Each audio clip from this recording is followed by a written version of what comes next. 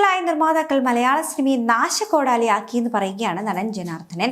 ഇപ്പോൾ ആർക്ക് വേണമെങ്കിൽ അഭിനയിക്കാം, കഥ വേണ്ട, യാതൊന്നുമില്ലാതെ സിനിമയെന്ന് പറഞ്ഞ് എന്തൊക്കെയോ വരുന്നുണ്ടെന്നും ഇദ്ദേഹം പറയുന്നു. മലയാള സിനിമയിലെ മുതിർന്ന നിർമ്മാതാവ് RS പ്രഭുവിന്റെ 96ാം പിറന്നാൾ ആഘോഷത്തോടനുബന്ധിച്ച് എറണാകുളത്ത് സംഘടിപ്പിച്ച ആഘോഷ പരിപാടിയിൽ സംസാരിക്കുകയായിരുന്നു ജനാർദ്ദനൻ. RS പ്രഭുവിനെ പോലെ സിനിമ മാത്രം മനസ്സിലുള്ള നിർമ്മാതാക്കളായിരുന്നു ആദ്യകാലത്തുണ്ടായിരുന്നതെന്നും പിൽക്കാലത്ത് കാര്യങ്ങൾ മാറിമറിഞ്ഞെന്നുമാണ് ജനാർദ്ദനൻ പറയുന്നത്. RS പ്രഭു 13 ചിത്രങ്ങൾ നിർമ്മിച്ചു. അന്തസ്സോടും അഭിമാനത്തോടും കൂടി കുടുംബസമേതം ഇരുന്ന് കാണുവാൻ പറ്റുന്ന ചിത്രങ്ങളെ അദ്ദേഹം എടുത്തിട്ടുമുള്ളൂ. അത്രയ്ക്ക് ആഭിജാത്യമുള്ള പടങ്ങൾ. സാധാരണ സിനിമാക്കാർക്കുള്ളതുപോലെ മദ്യപാനമില്ല, വ്യഭിചാരമില്ല, മറ്റുള്ള വൃത്തികേടുകളൊന്നുമില്ല, കള്ളത്തരവുമില്ല.